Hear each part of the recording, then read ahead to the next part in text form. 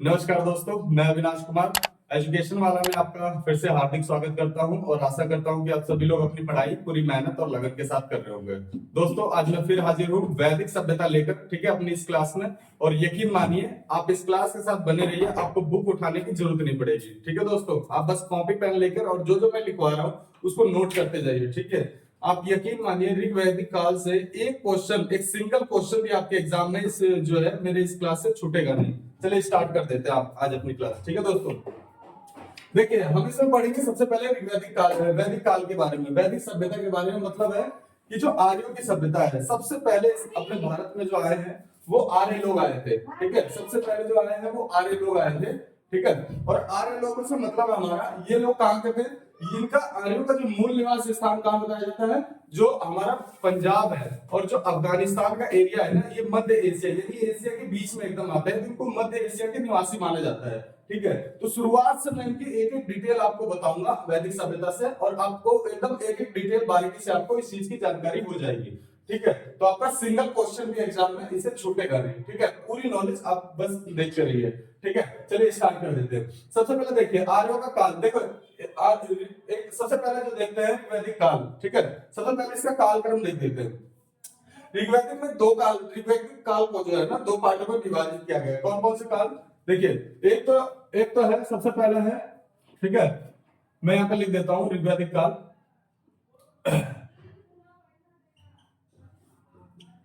ऋग्वैदिक काल। ठीक है, देखिए इसका जो विभाजन है दो पार्ट में किया गया है। ठीक है, सबसे पहले काल को कहते हैं ऋग्वैदिक काल। ठीक है, ऋग्वैदिक काल। ठीक है, ऋग्वैदिक काल। और दूसरा कौन सा है? उत्तर वैदिक काल। ठीक है, दूसरा है उत्तर, ठीक है, उत्तर वैदिक काल। ठीक है दोस्तों, उत्तर वैदिक काल। अब दोनों का क्रम भी देख लेते हैं, दोनों का क्या क्या क्रम है। ठीक है दोस्तों, सबसे पहला है ऋग्वैदिक काल का जो है 1500 ईसा पूर्व। ठीक है, 1500 ईसा पूर्व से लेकर 1500 ईसा पूर्व से लेकर कितने तक? 1000 ईसा पूर्व, 1000 ईसा पूर्व। ठीक है, 1500 ईसा पूर्व से लेकर 1000 ईसा पूर्व के काल को क्या कहते हैं? ऋग्वैदिक काल कहते हैं। और उत्तर वैदिक काल कितने को कहते हैं? 1000 से लेकर कितने को? 500, 1000 से लेकर 600 ईसा पूर्व को। ठीक है, 1000 से लेकर 600 ईसा पूर्व को जो कहते हैं, क्या कहते हैं? इसको कहते हैं उत्तर वैदिक काल। तो दो पार्टों में डिवाइड किया गया है। ठीक है, एक पहले ऋग्वैदिक काल है और एक उत्तर वैदिक काल है। आज दोनों पार्ट की हम चर्चा करेंगे। ठीक है दोस्तों, चलिए देखते हैं। ठीक है, उसके बाद देखिए काल का हमने बता दिया है। उसके बाद सेकंड लिखा हुआ है मूल निवास स्थान। अभी बताया था दोस्तों हमने कि जो आर्य थे, पूरा वैदिक सभ्यता जो है ना इन आर्यों के बारे में ही जानकारी देती है। आर्य एक प्रकार के लोग थे, ठीक है, उनका जाति कह लो या फिर जो भी उनकी समाज कह लो, आर्य समाज कह लो, तो वो एक प्रकार के लोग थे। ठीक है, उन्हीं के बारे में सारी वैदिक सभ्यता है जो उस टाइम पे आई थी। ठीक है दोस्तों, देखिए इनका दूसरे स्थान पे, दूसरे नंबर पे क्या लिखा है? आर्यों का कालक्रम हमने देख लिया है उनका। अब देखिए मूल स्थान और जो है कि सभ्यता कैसी थी। देखो आर्य जो थे, अभी मैंने बताया आर्य जो थे वो सामान्यतः कहां के थे? जो हमारा एशिया महाद्वीप है ना, एशिया महाद्वीप में अगर आप मैपिंग के नजरिए से देखोगे तो अफगानिस्तान है और अपना जो पंजाब शहर है ये एशिया के बीच में आते हैं। ठीक है, मध्य में आते हैं। तो इसलिए आर्य का जो मूल स्थान जो बताया गया है वो मध्य एशिया में बताया गया है। ठीक है, आर्य का जो मूल स्थान कहाँ बताया गया है? वो बताया गया है मध्य एशिया। ठीक है, मध्य एशिया जो थे ये आर्यों का मूल निवास स्थान है। और देखिए इनके द्वारा एक सभ्यता निर्मित की गई। जब भी कोई क्या कहते हैं कि जब भी कोई जो प्राचीन कबीला आता है या फिर प्राचीन लोग आते हैं, समाज आता है, तो अपने द्वारा एक सभ्यता विकसित करता है, चाहे वो ग्रामीण हो, चाहे नगरीय हो, चाहे और भी आधुनिक सभ्यता हो। जैसे सिंधु घाटी सभ्यता के बारे में बताया था, वो एक बहुत ही मॉडर्न तकनीक उन लोगों ने विकसित की थी, आधुनिक सभ्यता थी। ठीक है, नगरीय सभ्यता थी। ठीक है, नगरीय कह लो या शहरी सभ्यता कह लो, वो थी। लेकिन जो मौर्य थे, सॉरी मौर्य नहीं, जो आर्य थे, जो यानी वैदिक काल में जो लोग थे, तो उनके द्वारा जो सभ्यता निर्मित की गई थी वो ज्यादा तकनीकी नहीं थी, ज्यादा आधुनिक नहीं थी। तो उनके द्वारा जो विकसित की गई सभ्यता कौन सी थी? वो थी ग्रामीण। ठीक है, वो थी ग्रामीण सभ्यता थी। ठीक है दोस्तों, वो ग्रामीण सभ्यता उनके द्वारा विकसित की गई थी। ठीक है, उसके बाद देख लेते हैं, देखिए उनकी प्रशासनिक इकाई क्या थी। ठीक है, नेक्स्ट है उनकी प्रशासनिक इकाई क्या थी। प्रशासनिक इकाई के बारे में देखिए डिटेल में बताता हूँ। उन्होंने अपनी पूरी प्रशासनिक इकाई को ना नीचे से अगर ऊपर की तरफ करेंगे तो 5 हिस्सों में विभाजित किया था। वो पांचों हिस्से कौन से थे? देखिए मैं बताता हूँ। सबसे नीचे से स्टार्ट करते हैं, ठीक है, सबसे नीचे से स्टार्ट करते हैं या फिर ऊपर से कहीं से भी। देखिए मैं इनको नंबर वाइज आपको सारे को बता देता हूं, ठीक है, 3 4 और ये 5 नंबर है, ठीक है। सबसे नीचे नंबर था 1 2 3 4 और 5, ठीक है। देखिए सबसे नीचे नंबर का था, ठीक है, सबसे नीचे नंबर को क्या कहते हैं, कुल कहते हैं, ठीक है, कुल कहते हैं या परिवार कह लो, जो भी कह लो, ठीक है, कुल था, सबसे नीचे कुल था। उसके ऊपर कौन था, उसके ऊपर था गांव, ग्राम, ठीक है, जिसे गांव कहते हैं, ठीक है, उसके ऊपर गांव था। फिर उसके ऊपर क्या था, उसके ऊपर था विश्व, विश्व, ठीक है, उसके ऊपर क्या था, जन, ठीक है, जन, और उसके ऊपर क्या था, राष्ट्र। अब देखिए इसकी बस सारी डिटेल बता देता हूँ पांचों की। पूरे अपने राज्य को, ठीक है, पूरे अपने राज्य को इन्होंने जो है जो आर्य जो थे, पूरे अपने राज्य को इसी 5 हिसाब से बांटते थे। और वो क्या हिसाब था, जैसे हम, हमारा देश है दोस्तों, पहले भारत है, ठीक है, भारत एक बड़ा सा देश है, फिर उसके अंदर 29 राज्य है, ठीक है, 28 राज्य है, 8 केंद्र शासित प्रदेश है, फिर उस 8 राज्य के अंदर अंदर भी कई सारे क्या है, जिले हैं, ठीक है, उन जिलों के अंदर कई सारे क्या है, गांव है, ठीक है। तो इसी हिसाब से क्रम वाइज इनकी जो प्रशासनिक इकाई जिस हिसाब से अभी बटी हुई है, उसी हिसाब से इनकी भी ऐसे बटी हुई थी, ठीक है। तो देखिए नीचे से मैं स्टार्ट करता हूँ, ठीक है, आरोही क्रम में। सबसे पहले मैंने बताया कुल था। कुल को क्या कहते हैं, कुल को या परिवार कह लो या छोटा सा कुछ भी कुल, कोई भी, जैसे एक कहता है ना कि हमारे कुल है, हमारे खानदान है, इसी तरीके से छोटा सा कुल हिसाब से उनके खानदान के हिसाब से जो भी कह लो, ठीक है। तो ये था। और इसके मुखिया कौन थे, तो इसके मुखिया कौन थे, इसके मुखिया को क्या कहते थे, इसके मुखिया को कहते थे कुलु। तो कुल के जो मुखिया होता था, कुल का जो मुखिया होता था उसे कहते थे कुलु। अब जो ग्राम है, एक गांव, ग्राम को नाम से आप पहचान गए होंगे दोस्तों कि गांव को, ग्राम को जो है ना गांव भी कहते थे। और इसका क्या, इसका मुखिया को क्या कहते थे, इसका मुखिया था ग्रामीणी, ठीक है, गांव का मुखिया ग्रामीणी, कुल का मुखिया कुलुप। और विश, विश देखिए किसे कहते हैं, विश कहते हैं जिला, ठीक है, विश कहते हैं जिला। और जिला को, जिले का मुखिया कौन था, विशपति, ठीक है। तो विश का जो है विशपति था, ठीक है, विश का विशपति। और जन, जन को कहते हैं, जैसे हमारे देश में जो है ना जितने राज्य होते हैं, उत्तर प्रदेश से मध्य प्रदेश से, ऐसे वहां पे उनके राज्य होते थे, उस राज्य को क्या कहते थे, जन कहते थे। और जन का जो मुख्यमंत्री होता था, जो मुखिया होता था, उसे कहते थे, जन के मुखिया को राजन कहते थे, ठीक है, जन के मुखिया को राजन कहते थे। उसके बाद राष्ट्र यानी देश आता है, और देश के मुखिया को राजा कहते थे, ठीक है दोस्तों। तो ये क्रम वाइज जो है मैंने नीचे से ऊपर तक आपको सारे बता दिया। चाहे ऊपर से नीचे ऐसे याद कर लो, चाहे नीचे से ऊपर। देखिए सबसे पहले क्या था, राष्ट्र था, ठीक है, राष्ट्र सबसे ऊपर है यानी देश है। राष्ट्र का मुखिया राजा होता था, ठीक है, राष्ट्र का जो मुखिया होता था वो कौन होता था, राजा, ठीक है। उसके बाद है जन, जन यानी प्रदेश, जन का मुखिया राजन होता था। फिर उसके बाद तीसरे नंबर पे आते हैं विशपति, विश आते हैं, विश के विशपति, ग्राम के ग्रामीणी, कुल के कुलु, ठीक है। एक बार और मैं रिवाइज कराता हूँ। राष्ट्र का राजा होता था मुखिया, जन का राजन, विश का विशपति, ग्राम का ग्रामीणी और कुल का कुलु, ठीक है दोस्तों। तो ये 5 उनकी प्रशासनिक इकाई थी। ऐसे कि ये भी समझ गए होंगे। उसके बाद देखते हैं, ठीक है, उसके बाद देखते हैं, देखिए जो चीज मैं यहाँ पे लिखवा रहा हूँ इसको नोट डाउन भी करिए, ठीक है दोस्तों। यकीन मानिए आप सिंगल क्वेश्चन में मैंने बता दिया है ना, एक क्वेश्चन भी जो है एग्जाम में इस चीज से बाहर नहीं आने वाला है। पूरी बुक का निचोड़ में लाया हूँ, ठीक है ना। चाहे मुझे कितना भी देर लगे, मैं पूरा रिवायती काल आपको पढ़ा दूंगा, ठीक है। एक एक जानकारी आपको इस चीज में दे दूंगा, आप बस एक एक चीज को मेरे नोट करते जाइए, ठीक है दोस्तों। उसके बाद देखते हैं इनके, ठीक है। देखिए एक लिखा हुआ है रत्नी, ठीक है दोस्तों, एक लिखा हुआ, क्या लिखा हुआ है, रत्नी। रत्नी क्या होते थे, देखिए एक नाम के एक प्रकार के ना उच्च अधिकारी होते थे, जो ऑफिसर वगैरह होते थे ना उसमें आयोग में। तो जो सरकार होती थी उनके उच्च अधिकारी होते थे। और उसमें कौन कौन, उनका क्या नाम थे रत्नी का, देखिए एक थे सूतकार, ठीक है, एक थे, कौन थे, सूतकार, ठीक है, एक है सूतकार, फिर है सूतकार है, फिर कम्मादी है, ठीक है, सूतकार है, कम्मादी है, फिर रथ है। तो ये 2-3 प्रकार के ये नाम थे उनके, जो उच्च अधिकारियों में आते थे। और इनको सामूहिक रूप से क्या कहते थे, इनको रत्नी कहते थे, इनको, यानी सूत, रथकार, सूतकार है ये। एक बार मैं उसका नाम और दोबारा लिख देता हूँ। एक है सूत, ठीक है, और ये है रथकार, ठीक है दोस्तों। सूत है, कम्मादी है, रथकार है, ये अधिकारी जो क्या कहते थे, ये कहलाते थे रत्नी। और इनकी संख्या कितनी होती थी, रत्नियों की जो संख्या होती थी ना, इसमें राजा भी होता था, ये काफी बड़े अधिकारी होते थे, ठीक है ना, राजा के लेवल के अधिकारी होते थे। तो इसमें क्या होता था कि इसमें राजा भी शामिल होता था। तो सूत, रथकार, कलमादी नामक अधिकारी जो रथनी करे जाते थे, और इनकी संख्या होती थी टोटल 12 होती थी, ठीक है, जिसमें राजा भी शामिल था, ठीक है। राजा सहित कितनी होती थी इनकी संख्या? राजा सहित जो है इनकी संख्या 12 होती थी, राजा सहित, ठीक है, इनकी संख्या 12 होती थी, ठीक है। उसके बाद देखिए, उसके बाद लिखा होगा पूरक है, स्पर्श है, वाचस्पति है और उग्र है। देखिए जो रत्नी होते थे, अभी मैंने लिखा है ना, जो रत्नी होते थे ये काफी उच्च अधिकारी होते थे, राजा के लेवल के अधिकारी होते थे। फिर उनसे जो छोटे अधिकारी होते थे उनके भी नाम मैं बता देता हूँ। देखो पूरब क्या होता था, ये जो इनके भी अलग अलग नाम हुआ करते थे। देखो पूरब जिसे कहते थे, पूरब को हम कहते हैं, ठीक है, पूरब, पूरब, देखिए पूरब कहते हैं दुर्गपति को, यानी दुर्ग का मतलब होता है किला। पूरे किला, जो राजा का किला होता था उसकी सारी देख रेख, उसका सारा संरक्षण, वो किसी मतलब उसके अंदर उस जो दुर्ग जो पूरब होता था उसकी इजाजत के बिना कोई अंदर नहीं आ सकता है, उसकी इजाजत के बिना कोई बाहर नहीं जा सकता है, ठीक है दोस्तों। तो मतलब सारा जो सिक्योरिटी का काम, जो सारा पूरब का संरक्षण का काम होता था, जो दुर्ग का, किले का पूरा संरक्षण का काम करता था, ये जो होता है पूरब। और इसको क्या कहते थे? इसे दुर्गपति कहते थे, ठीक है। क्या कहते थे? दुर्गपति, ठीक है दोस्तों, इसे दुर्गपति कहते हैं। उसके बाद लिखा हुआ है, देखिए उसके बाद लिखा हुआ है स्पष्ट। स्पष्ट का मतलब होता है गुप्तचर, ठीक है दोस्तों। स्पष्ट का मतलब क्या होता था? जो गुप्तचर होते थे। गुप्तचर का मतलब है जो गतिविधियां होती थी ना, गोपनीय गतिविधियां, जैसे रो एजेंसी अपने इंडिया में जैसे चलती है ना, रो एजेंट वगैरह होते हैं, ठीक है, तो गुप्तचर विभाग के अधिकारी होते हैं।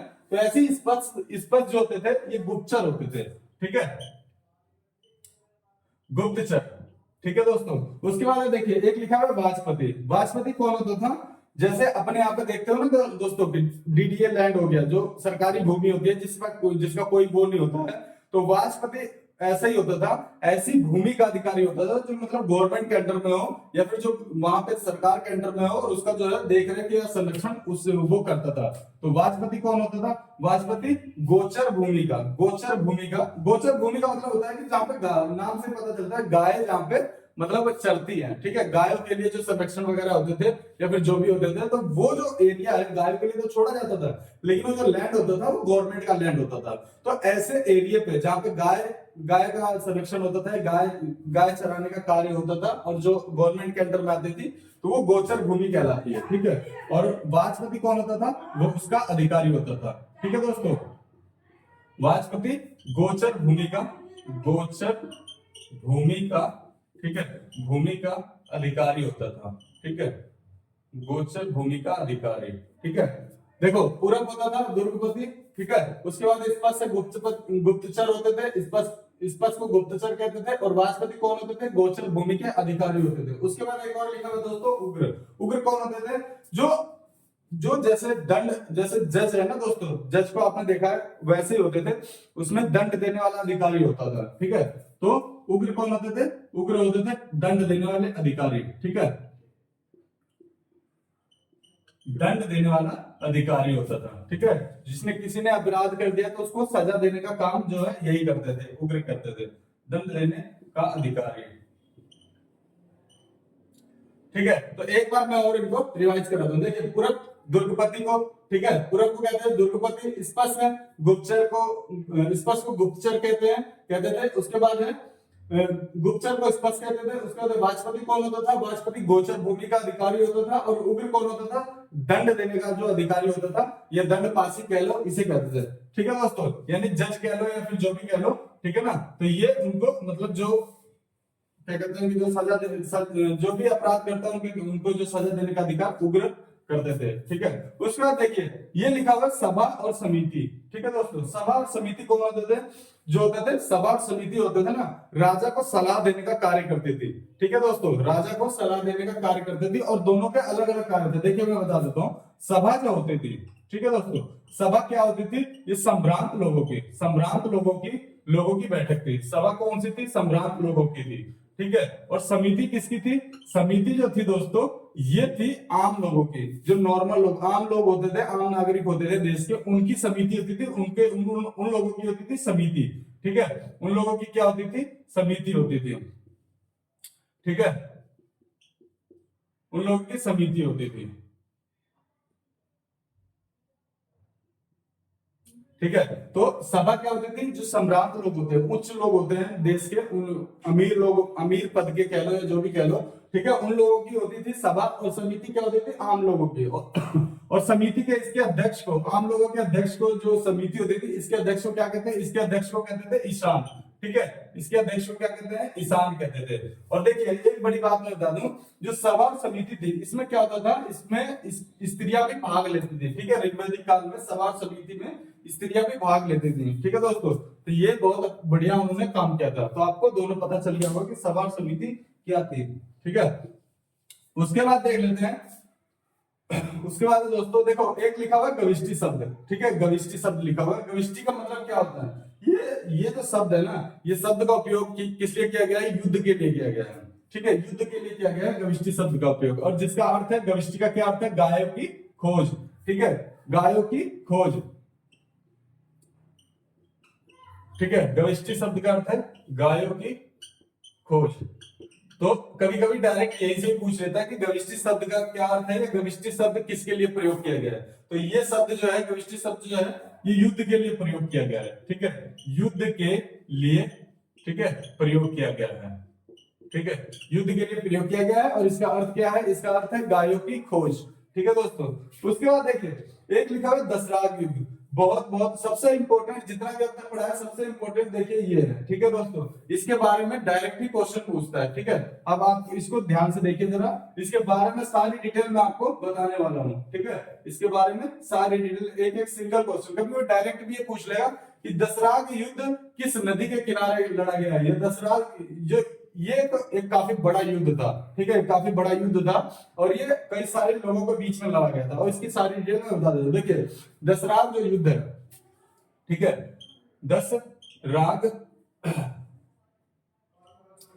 दशराग जो है युद्ध, ठीक है, दशराग सबसे पहले देखिए ये एक नदी थी, एक नदी है, उसके किनारे लड़ा गया था। और वो नदी कौन सी थी, वो नदी थी रावी। ठीक है, वो नदी थी रावी। कभी कभी डायरेक्ट ही पूछेगा कि दशराग जो युद्ध है वो किस नदी के किनारे लड़ा गया है, तो वो रावी। और रावी को देखिए वैदिक काल में, जब ये जो सभ्यता चल रही थी इस वैदिक काल में, रावी को दूसरा नाम कहते थे, और वो नाम क्या था, रावी को कहते थे परुषणी। ठीक है, रावी नदी को क्या कहते थे, परुषणी, जिस नदी को हम आज रावी कहते हैं। और ये इस नदी के किनारे लड़ा गया था। और ये किस किस लोगों के बीच में लड़ा गया था, देखिए मैं बताया ना कि जन, अभी मैंने अभी थोड़ी देर पहले बताया कि जन, जन का मतलब होता है कि प्रदेश, प्रांत, बड़े बड़े प्रांत होते थे। तो ये एक बंदा इधर से अकेले था। ठीक है, ये दो जनों के बीच में लड़ा गया था। एक बंदा इधर से अकेले था, और इधर से कितने थे, इधर से 10 बंदे थे। ठीक है, ये इधर से एक बंदा था, सिंगल बंदा, और इधर से 10 बंदे। ठीक है, इधर से 10 जन थे। अब देखिए फिर भी क्या हुआ, इसका नतीजा मैं बताता हूं। इधर से जो सिंगल बंदा था, इसका नाम था सुदास। ठीक है, इसका नाम था सुदास। और ये क्या थे, इधर से 10 क्या थे, ये जन थे। जन का मतलब है 10 जन के, 10 प्रांत कह लो, 10 जो है कि 10 प्रदेश कह लो, वो अकेले था। ये अकेला बंदा 10 जनों से लड़ रहा था।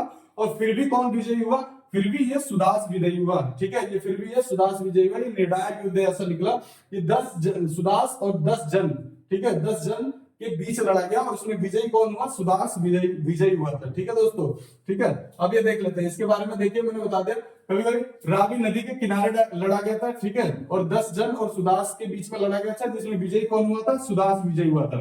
ठीक है, उसके बाद देखिए, उसके बाद क्या क्या गया, इसका जो वर्णन है, दशराग युद्ध का वर्णन कभी पूछ लेता है कि ऋग्वेद है, जो ऋग्वेद की पुस्तक है, उसके किस मंडल में। मैंने बताया ना दोस्तों, ऋग्वेद के 10 मंडल हैं। ठीक है, 10 मंडल है, और 10 मंडल के जो 7वें नंबर का मंडल है, ठीक है, 7वें नंबर का जो ऋग्वेद का मंडल है, 7वां मंडल, उसमें जो है इसका दशराग युद्ध का वर्णन मिलता है। तो डायरेक्टली क्वेश्चन पूछता है यहाँ से कि दशराग युद्ध का जो वर्णन है वो ऋग्वेद के किस मंडल में, कौन से नंबर के मंडल में मिलता है। तो 7वें नंबर का जो मंडल है, इसमें इसका वर्णन मिलता है। सारी इसमें डिटेल इसकी मिल जाती है। ठीक है दोस्तों, इसको भी नोट डाउन कर लीजिए।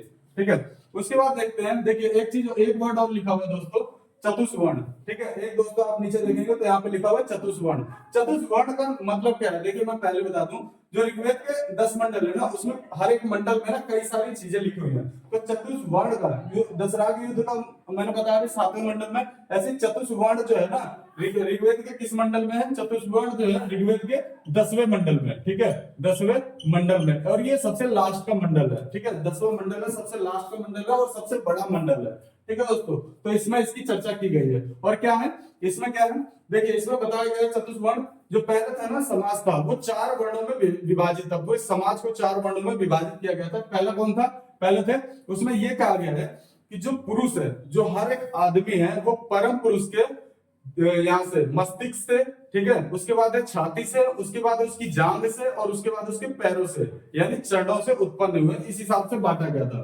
तो इसको 4 भागों में विभाजित किया गया था। सबसे पहला नंबर है ब्राह्मण, ठीक है, सबसे ऊपर थे कौन थे, ब्राह्मण थे, ठीक है, ब्राह्मण सबसे ऊपर थे। उसके दूसरे नंबर पे कौन थे, उसके बाद थे क्षत्रिय, ठीक है, उसके बाद थे क्षत्रिय, ठीक है। तीसरे नंबर के कौन थे, उसके बाद है वैश्य, तीसरे नंबर का कौन थे, वैश्य। और चौथे नंबर पे कौन थे, शूद्र थे, ठीक है, चौथे नंबर पे कौन थे, शूद्र थे। और देखिए इनको यही कहा, इसी हिसाब से पूरा जो है ये वैदिक काल ये चलाते थे ये लोग, ठीक है। सब लोगों की अपनी अपनी कैटेगरी बांट रखी थी। सबसे ऊपर ब्राह्मणों का स्थान था, ठीक है, उसके बाद क्षत्रिय। ब्राह्मण क्या करते थे, ये पूजा पाठ यज्ञ हवन वगैरह करवाते थे, ठीक है, पूजा पाठ वगैरह ये लोग करवाते थे, ठीक है। उसके बाद है क्षत्रिय। क्षत्रिय क्या करते, क्षत्रिय का देखिए इनके काम भी डिवाइड थे, ठीक है। और सबसे इंपॉर्टेंट चीज है मैं बताता हूं, ये जो वर्ड था ना, जैसे हम लोग आज अगर जन्म लेते हैं किसी, जैसे हम नीची जाति में जन्म लेते हैं ना, तो हम लोग भी नीची जाति में ही कहलाएंगे। लेकिन ये जो उस टाइम की जो सभ्यता चल रही थी, ये जन्म के आधार पर नहीं थी। ये ऐसी चीज थी कि ये नीची जाति में अगर जन्म हुए हैं तो इन लोगों को उसी जाति के लोग नहीं माना जाता था। ये लोग जैसा काम करेंगे उनके हिसाब से इनकी जाति मानी जाती थी, ठीक है दोस्तों। तो जाति जो है, जो इनकी जाति है, जो इनकी कैटेगरी है, वो जन्म पर आधारित नहीं थी। किस पर आधारित थी, इनके काम पर, ठीक है, इनके व्यवसाय पर आधारित थी, काम या व्यवसाय पर आधारित थी, ठीक है दोस्तों। तो ये आप लोग ध्यान देगा, कभी कभी ये भी डायरेक्ट पूछता है कि जो जाति व्यवस्था थी वैदिक काल में, वो किस पर आधारित थी, जन्म पर आधारित थी या वर्ण पर आधारित थी। वर्ण को कहते हैं व्यवसाय, जैसा काम करता व्यक्ति, तो व्यवसाय पर आधारित थी, जन्म पर आधारित नहीं थी। आजकल जो होता है, आजकल काम पर आधारित नहीं है, जन्म पर आधारित है। जो व्यक्ति जिस खानदान में, जिस कुल में जन्म लेगा ना, तो उसी कुल का हिसाब नागरिक उसे माना जाएगा। उसके बाद देखते हैं दूसरे नंबर क्षत्रिय। ये क्या करते थे, ये युद्ध का काम करते थे, ठीक है। तीसरे नंबर पर वैश्य है, ये व्यापार वगैरह करते थे, ट्रेडिंग वगैरह, एक जगह से दूसरी जगह जाना आना, इनका काम था व्यापार करना। और शूद्र का काम था, उनका क्या काम था, तो शूद्र लोग होते थे सबसे निचला काम, साफ सफाई का काम हो गया, ठीक है। जब कोई मर जाता है तो उसको एक जगह उसकी अंत्येष्टि करना, उसके सारी जगह करना, दूसरी जगह इनका जो निवास स्थान है, मतलब साफ सफाई काम, अंत्येष्टि करना, गाय को गोबर वगैरह उठाना, ये सब सारी चीजें इनका काम था। तो शूद्र का काम सबसे निचले स्तर का था, ठीक है, सबसे निचले स्तर का काम जो है कौन करते थे, वो शूद्र करते थे, ठीक है। तो ये चारों चीजों की डिटेल दोस्तों आप लोग समझ गए होंगे, ठीक है ना। इसके बारे में और कुछ ज्यादा जानकारी इसमें है नहीं, ठीक है ना। तो दोस्तों आप यकीन मानिए, एक सिंगल क्वेश्चन भी मेरे जो है ना इस वीडियो से बाहर नहीं आने वाला है। आप लोग बस इस चीज को ध्यान से लेकर बैठिए, ठीक है ना, और एक एक चीज को नोट डाउन कर लीजिए, ठीक है दोस्तों। मैंने अपनी पूरी जो है जी जान लगाकर आपको एक एक चीज जो है, एक एक नॉलेज आपको देने की कोशिश की है, ठीक है। और यकीन मानिए मैं पूरी कोशिश करता हूं कि मेरे इस वीडियो से, मेरे इस जो है क्लास से आपको एक एग्जाम भी, जो एक क्वेश्चन भी सिंगल जो है एग्जाम में ना छूटे।